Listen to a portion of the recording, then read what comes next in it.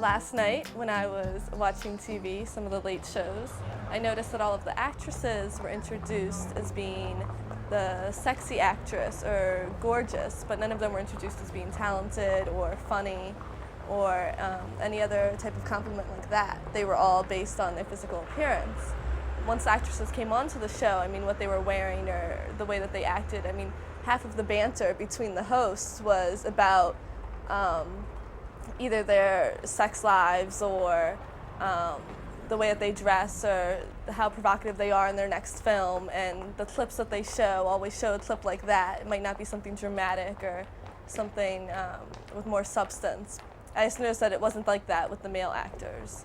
It wasn't so objectifying as to just limit them to one dimension.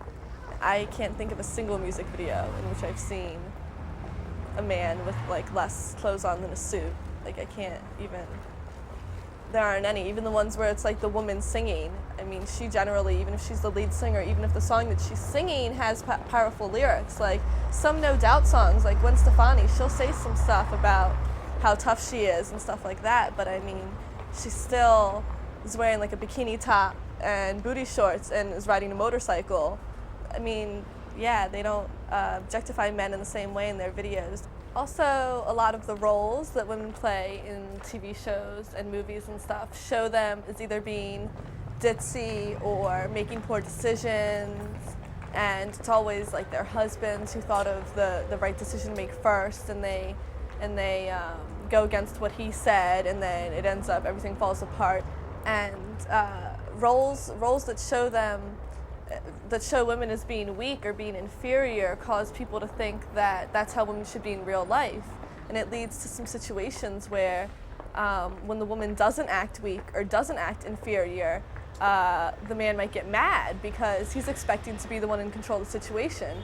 And then when there's some sort of power struggle where the woman is at least not even trying to take power from him, but trying to be on the same level, he doesn't want that. Because he's been taught and brainwashed by capitalism and by the media that he's supposed to be the one that makes the decisions or that pays for dinner or that opens the door and things like that. And so that if he doesn't, then he sometimes feels like he's being emasculated if she tries to be on the same even ground with him. Like a friend of mine used to get beat up by her boyfriend. And when she was finally strong enough, like for a while she kept being like, no, you know, he loves me, he doesn't mean it, stuff like that. He takes it back, he apologizes. And it wasn't even, the beatings weren't even under the influence of alcohol or anything like that. It was just straight trying to dominate. When she finally tried to get out of that situation, because enough of us talked to her and were like, you know, this isn't right, you gotta do something about this. He's not gonna change immediately, or this isn't gonna work. When she finally did leave and told him it was over, he came back. She had a restraining order too, and he came back and broke her nose and punched her in the face. She's finally free from that situation now, but I mean, those happen all the time where, I mean, we have a poster in my psychology classroom that shows 4 panels of the same woman, and she's beat up in every single one. And in the first one it says, he says he loves me at the bottom. And the second one it says he says he needs me. And the last one, and another one says he says he's sorry. He says he won't do it again. And things like that. And like it doesn't, in each picture she's more and more battered until she eventually gets beaten so bad that she dies. I don't know, I mean, people don't generally, unless you're slightly, you know, psychopathic, you don't grow up to be a woman beater or something like that. It happens from society's effects on you. If the media affects your friends too and tells them that it's okay for this, and then your friends are like, oh, you know, it's okay for you to do this or to treat people like that, then it becomes a cycle, and then you think that already, and then you see it on TV. The reason they do this is because they want to have one half of the working class divided against the other half. And, you know, just like they use racism and nationalism and a lot of other ways to keep us divided and fighting among ourselves instead of fighting against the capitalists, that's why they push sexism in the media and in many other ways. We live in what I would consider a really schizophrenic society. They say, well, this is not what kids are supposed to see. Kids are not supposed to see nudity. but then they use sex and women in scantily clothes to sell everything. So it builds this idea that in order to get what you want, you have to look like that if you're a woman.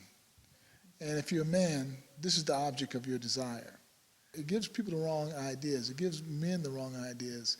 And it gives young girls the wrong ideas.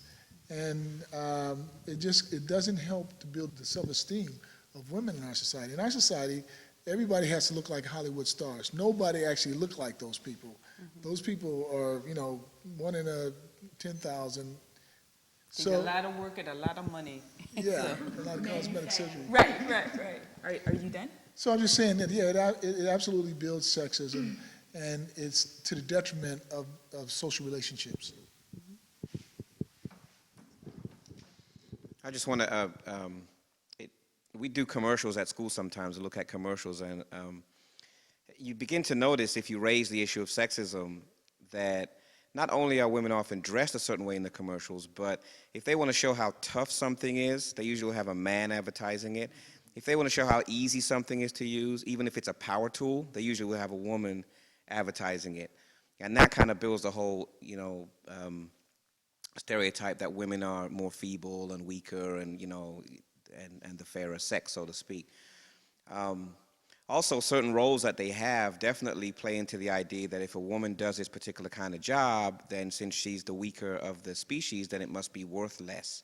And that plays into the whole idea of women getting paid less on the job or doing the same job as a man and getting paid less for it, or doing certain types of work, and that's the less paid work. So not just around the house, but in the work world too. People, you know, women go into certain jobs and they get paid less, and men go into other jobs and get paid more. So I don't watch much TV except for sports, and I think it's interesting to think about sports. You have men's professional football, and I think college football is the same. And then what role do women play? Well, they're wearing skimpy outfits and dancing on the sidelines. Same thing in men's professional basketball.